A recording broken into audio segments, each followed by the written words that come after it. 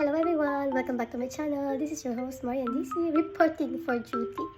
Yan, for today's video, medyo magugulat kayo kasi may papakilala ko sa inyo na bagong member ng aming family. Family matatawag yun.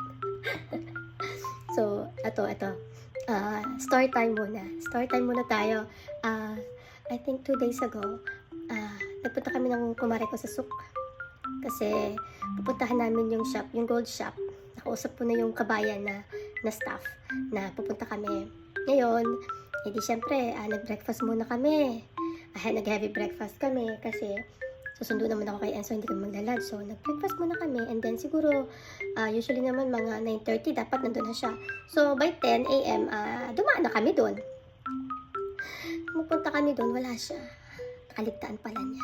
Tapos, nagbago siya ng schedule, pang 2 p.m. siya. Hindi na ako available noon kasi susundog ako kay Enzo.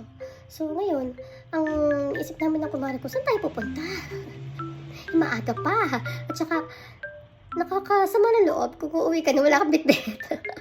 So, yun, sabi namin, sige, magpa-araw na lang muna tayo sa Souq Waqif. Tapos, maglakad-lakad tayo. So, yun ang ginawa namin. Lakad-lakad kami kasi malamig, nagpa-araw kami. And then, sabi namin, daan nga tayo sa mga animals. So, pumunta kami sa mga animals. Tingin kami ng pusa, nagtingin kami ng aso, ng bibe, ng ibon, o kung ano-ano.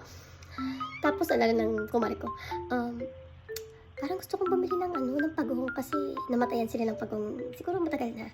So, kailangan nila ng panibago para daw may alaga yung anak niya. So, nagtingin kami, nakakita kami ng usually ang mga nandun is, nakita namin is African tortoise. Ayun. Ang kupit nila. So, tingin kami, nagtawad-tawad kung saan mura, nagpaikot-ikot kami doon, kung kanino mura. So, nakabili siya. Nakatawad siya ng dalawang, siguro makaganto na kalaki. Yan, siguro may mga 1 taon na siya. O mga 1 year old na. Dalawa for 150 reals. Kasi, ang sabi ng pamangkin niya sa Pilipinas, yung daw maliit na ganun. Thousands daw yun sa Cartimar. Illegal pa yata yun. So, bumili siya ng dalawa para may partner. Tapos, di naman namin alam kung babae lalaki yun. Nakalimutan namin itanong. Bumili siya. Ngayon, parang sabi ko, gusto ko rin ba? Baka hindi gustuhin ng anak ko.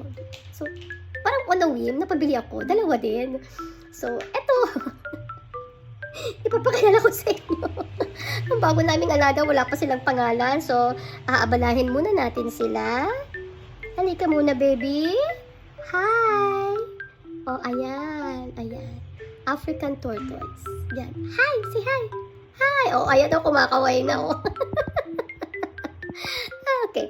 Yan, yung isa. Tapos, meron pa dito isa pa. Ito medyo, yan. Ito maliksit to eh. Say hi, baby. Hi! Hello! Yuhuu! Ito medyo dark yung niya. Mas distinguish yung design. Tama to. Nagpapalambing. Mas distinguish yung design nito. Medyo mapusyaw pa yung design ng likod dun sa kabila.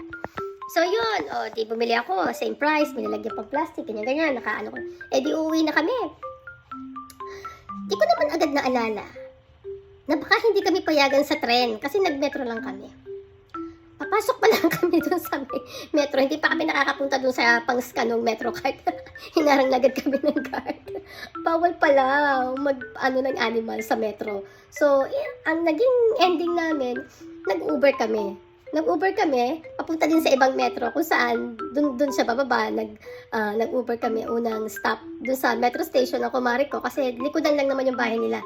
And then the next stop, yung huli kong metro sa Wakra Station, kasi nandun nakapark yung sasakyan ko. So yun, sa halip na 2 real lang yung aming bayad sa metro, nag-take 10 real kami sa Uber. Ayun, yun lang ang ko. So, ayun, papakita ko sa inyo ha, wait lang, yan ko sa inyo. Ito pa yung kwento, nung sinabi ko kina ate, pinakita ko sa kanila yung pic. Hindi sila makapaniwala na bumili ako. Kasi sino ba naman ang mag-iisip yung mama nila is bibili ng pagong. O yun. So, nung pinakita ko yung picture, ito naman si Ate Wani, agad-agad. Don't touch them kasi nag-spread sila ng salmonella. And don't let the cats play with them, blah blah blah blah blah blah. And then habang naglilitan na siya, ano mo bang ginawa niya? Naghanap siya sa marketplace ng tiranium. Tapos, umorder agad siya. O, diba? ang dami niyang reklamo. Then, siya yung umorder talaga. So, kagabi, dumating, ito yung kanyang lalagyan, ayan. Akala ko naman, yung tipong mga sakto lang na, na maliit lang, na hindi naman ganito. Ang laki pala, tingnan niyo kung gano'n siya kalaki. Tapos, ayan, ganyan siya. Oh, ayan oh, laki diba? Kasi sabi daw nung gumawa, best daw, pag ganito na kalaki, kasi dalawa. So, yun, hindi pa tayo natapos doon. Umorder pa siya kasi hindi daw pwede yung mga kung ano-ano lang ang paglapusan mo lang ilalagay. So, kailangan daw may humid. So, kailangan may humidity. So, bumili siya nitong halogen lamp. Ayan o, may halogen lamp. Tapos, bumili pa siya nito. Hindi pa niya na ulit na Bumili pa siya ng mist. Yan o, pang mist yan. May ano yan. Pang mist yan. Hindi pa lang nakasaksak kasi kagabi lang dumating, nag-ayos pa siya, gabi na, magte 10 o'clock na yun, kaya habi niya mamaya na daw niya ayusin ulit. So, tapos umorder pa siya ng moss, yung peat moss, tapos meron pa siyang soil, yan, parang kukupit yata to, parang ganon, para daw, yun daw ang dapat na, tapos nanood siya ng mga video about taking care of tortoise, ganyan. Ang galing ng ate ko talaga, proud na proud ako sa isang yun. Kaso, tapos hindi pa siya nakontento. May mga binili pa siya kagabi na ayaw na niyang pakita sa akin kung magkano na gastos niya. So yung presyo kinalabasan yung presyo nitong dalawang to, ay parang triple pa ang naging presyo ng mga binili niya para sa kanila. Ayun, ganun siya. Sabi ko, na-spoiled na nga agad tong dalawang to. Yan. So, ayan. Kita mo naman ang pagkain, no? Ayan, no? Pero mukhang hindi naman nila kinain. Parang ayaw nila. Kaya, bibili ako ng lettuce. Kasi, yun yung talaga yung usually na kinakain ng mga pagong. Yan, so, wala ng tubig. So, ayun, aayusin ko sila. Tapos, kasi nga, di ba, may mga pusa kami. Yung mga reaksyon ng pusa namin, si Bonchon, inamoy-amoy niya lang nung una. And then, wala na siya pakialam. Hindi siya ganun ka-curious. Maingay. Si Shuri, yun, na-curious talaga siya nung una at talagang parang gusto niyang dambahin. Pero wala naman. Ito lang dalawa, si Lulu, yun talaga kasi bata pa siya. Nung una kasi nasa box siya. Aba, nung makita ko ba naman, nandun na rin sa loob ng box. Lukalukang pusang yun. Kaya nga, mas mabuti na yung ganito. And then, yung kagabi, si T'Challa, eto, wala siyang curious na curious siya. Pinanonood niya yung mga bawat galaw nitong dalawang to, pero hindi naman siya yung tipong aatakihin tong dalawa. Ayan o, yan naglalakad o. Oh, yan, cute! Nakakatuwa. So, yun. So, kagabi, nung dumating nga to, sabi ng asawa ko, wala kaming paglagyan. So, nandito lang siya sa floor. And then, para safe sa mga alaga namin pusa. Buti na lang, marami kaming ganito. Yan, bumili kami nito. Yan. Marami kami kasing ganito. So, inassemble namin para tatakip siya dito. Tatakpan siya dito para mahimbing din ang tulog namin. Hindi kami mag-aalala na nalilikotin siya ng mga alaga namin. Yan. Para safe din sila. Ayan, kita mo. Oh, go baby, go! You can do it! Nakakatuwa, grabe. Ayan, ano mo. Isip pa namin kung isusunod ng alagaan. Mukhang magtatayo kami ng miniso dito.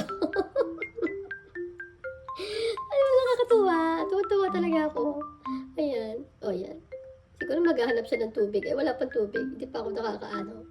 Ayan. Punta siya doon. O, diba? Ito namang isa. Ayan. Gapang-gapa siya doon. O, yan. Hindi pa ito actually tapos. Marami pa kaming kailangan bilhin. Sabi ni ate, kailangan daw ng laruan, kailangan ng halaman.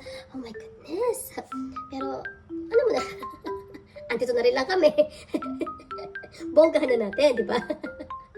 So, ayan. Ayan na. Eto na. Pinakita ko na sa inyo. Pinakilala ko lang sila sa inyo. Tapos, along the way, pagagandahin namin tong terrarium nila. Ayan. So, salamat sa inyong panonood. Abang-abang lang kayo sa mga susunod naming update. Hanggang sa muli. Paalam na. Bye-bye!